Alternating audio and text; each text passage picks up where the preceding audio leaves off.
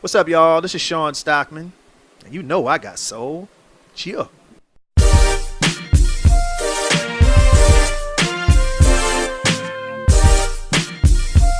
All right, I got so very excited to be here with Shawn Stockman of the legendary group Boys to Men. How's it going, Shawn? How you feel, man? Happy to be here, y'all. Doing good. So much history to talk about, but I want to first off talking about your new single that you just dropped, "Feeling a Little Something." Talk about the creation of that song a little bit and what's it all about. Feeling a little something was written by myself and Tim Kelly. Someone I've known for a long time. Someone who's done a lot of music for my group, Boys to Men, and we collabed on this particular effort. This most of the album, actually, my own, my solo album. And "Feeling a Little Something" is a smooth banger. That's what I like to call it. It's a smooth banger that you can kind of chill. You can ride in your car with. You can hang out and you can get ready for the club. You can get ready for dinner. You can get ready to hang with the lounge with your friends and. But as far as the lyrical content, it's just basically a short story about a man envisioning this woman to be his lawfully wedded wife. And that's pretty much how it is. It's just done with a slick background with that beat. That's pretty much what it is. Right. Now, talk about your partnership with Tim Kelly a little bit, because you guys have done work in the past together. Yes. You've been dating back to your second album with Boys to Men. Yeah. So talk about how that relationship has formed over the years. The second album that Boys to Men made is where Tim and the group met, and we instantly hit it off. We had the same musical tastes and creative philosophies and things of that nature. So again, we hit it right off, and we've known each other that long, over 20 years, and we've always kept in touch. I mean, we've pretty much done our own things during the years. Tim has produced a slew of hits for other people, and we've done our thing, with Boys to Men. And this whole solo idea, which was presented to me, it was presented to me by Tim to sign with SRG Records, and I thought it was the best time. It's all about timing in life, and I thought this was the best time for me to embark on this whole journey that I'm on right now. Right. It's funny, on Instagram, Tim's been telling us that he's been trying to convince you to get work on a solo record for a minute. So yeah, it's been a minute. What made you finally realize it was time? It's just funny how when certain things happen in your life, personally and career wise, and just certain directions tend to take you to certain points. And as I said, I felt like this was just the right time to do it. Right. Now, you guys have done work in the past, like I said, 50 Candles, one of the earlier records you and him did together. So what's that creative process like now versus then? Is it very similar? Yeah, it's very similar. Tim normally would come with a track and possibly a hook idea in certain cases, and then I would write the rest. And then that's pretty much it. It's very simple. It's not hard or rigorous at all. We feel it. We go through music. We pick what we feel and we go with that. Right.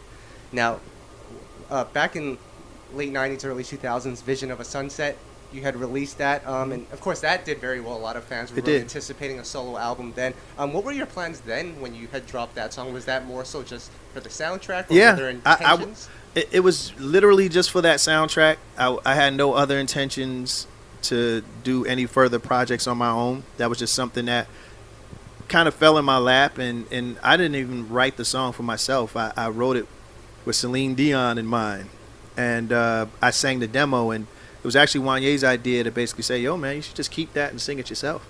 I was like, okay, cool. And I'm glad I did, because a lot of people fell in love with it, and I thanked them for that. Right. At that time when you had put out that record and you got the response that it did, was that new to you? Because all you knew at that point was just being in a It was very group. new. Yeah. To garnish that level of success and notoriety on my own was something pretty cool. And it almost, I think that was one of the reasons, why I felt like, man, it'd be cool to possibly do a solo record, but it was almost one of those fleeting thoughts. It was like, whatever. Yeah, and I kept it moving. Right. Um, Now, I think it's really interesting in terms of the timing of all of this because Boyz II Men, at one point, you guys were the face of music essentially, and then you guys went through a transitional period. Yeah. Period. Now you guys are at that point where you guys are, you guys have established your legacy. Mhm. How important was that for you to wait until all of that cleared up? Because a lot of times when things go bad, someone could just jump ship and go solo, but Yeah, you it's true. waited it all out. It's true. Yeah, because we understood that during that transitional phase that we were better as a group than we were as individuals, and we were better as a whole. So we weathered the storm. We went through a lot of things that we went through. We still kept our wits about us, and we helped each other do that because we knew it was a turbulent time. And once things started to settle, which is pretty much now, and it just gave us the freedom to do these individual things and stuff like that. And you'll see the individual things, whether it's music or otherwise, from the rest of the guys too. Right. I think it's really interesting because a lot of the artists that I grew up listening to, they're kind of at that phase in their career now where they're trying to figure things out. Yeah. And I feel like a lot of them are kind of lost right now. And you've been through all of that and you've managed to overcome it. You guys do Yeah. a residency in Vegas now. Yeah. So just talk about that time period and what made you guys overcome that, or what helped you guys overcome We that. what made us overcome it was our faith in God, our faith in each other, our will to want to make things work, and not to mention we felt like we had something. We had good records, we had good songs, and people loved them. So we felt like, in its purest form, if we continue to give that to them, people will eventually come around. Cool. And with that transitional period for a lot of people, that's when groups start breaking up. But you guys stuck it out Yes. together for the most part. What's the advice that you would give? Like, there's some groups right now, like 112, they're going through. Yeah, I heard about that, and that's really sad. Yeah. Every situation is different, Right. but I look at a group relationship like a relationship with your significant other. There's got to be levels of reciprocity, understanding, humility, and commitment. Right. If you want to make it work, you will find a way to make it work, no matter what.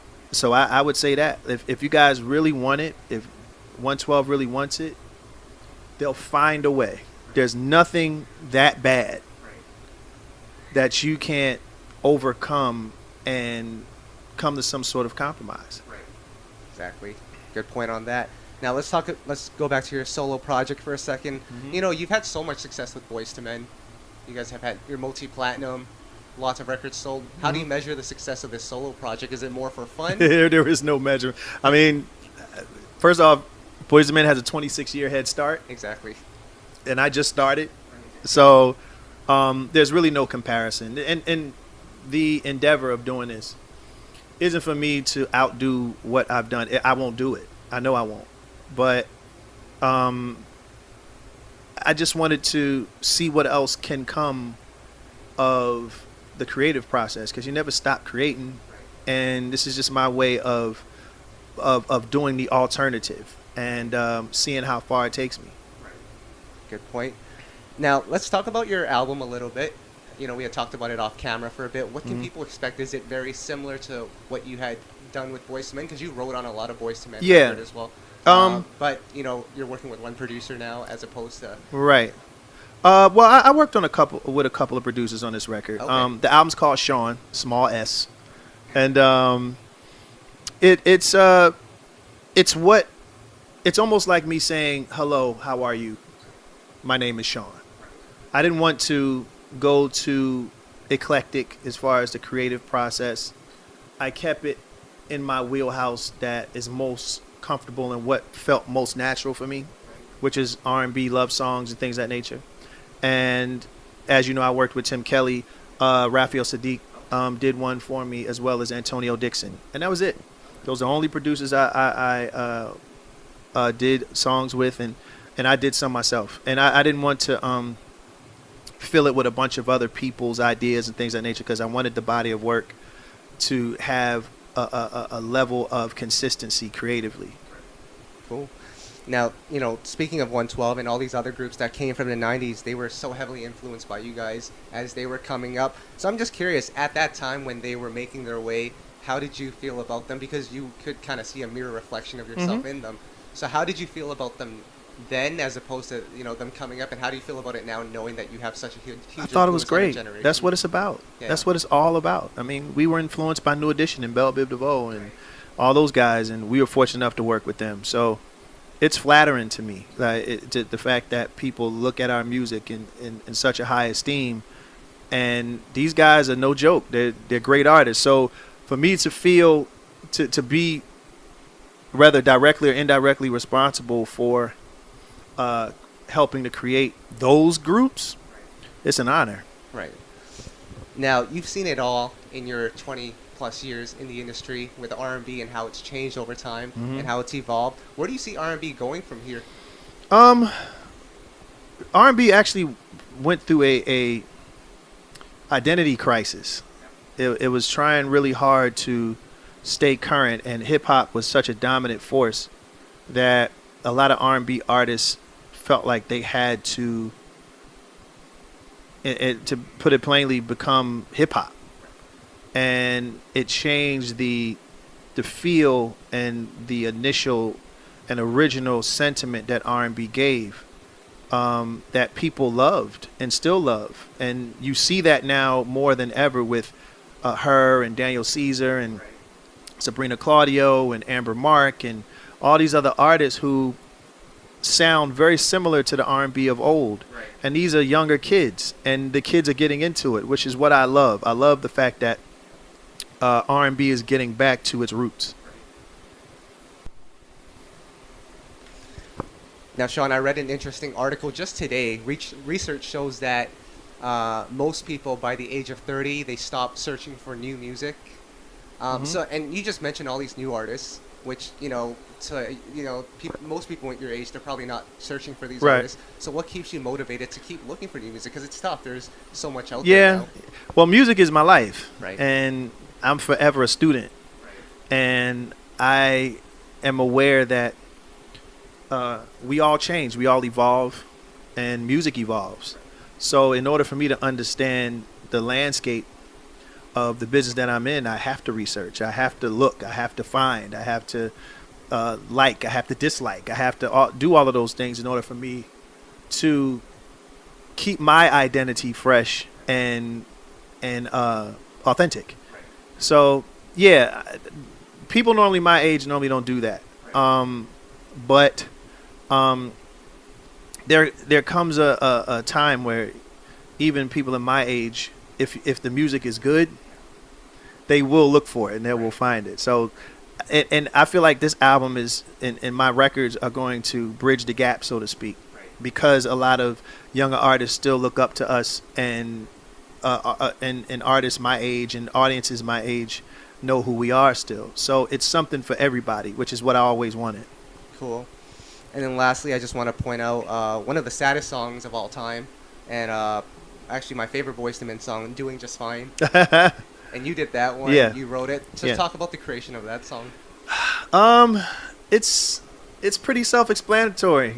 When you go through a really bad breakup and you thought that you'd never be able to get over it, and you found the strength spiritually to overcome that hurdle. Right. And Doing Just Fine is written with the inspiration for those of those moments, rather, right.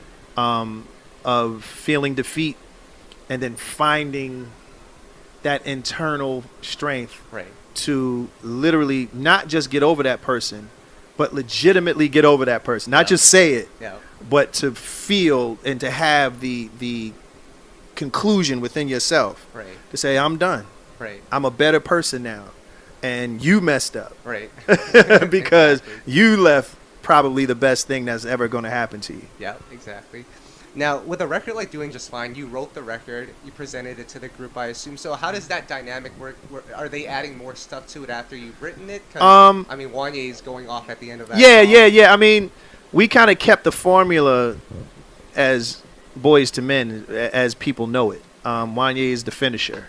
And I come in the second verse, and Nate normally starts the first verse. So in writing that, I kept that in mind, knowing who was going to sing what. and how and all those other things. Right. Yeah. And I guess in terms of collaborating on the harmonies, that's Yeah. Well, in this particular case, the harmonies were pretty much there. I kind of laid out the blueprint. I sang the whole demo, okay.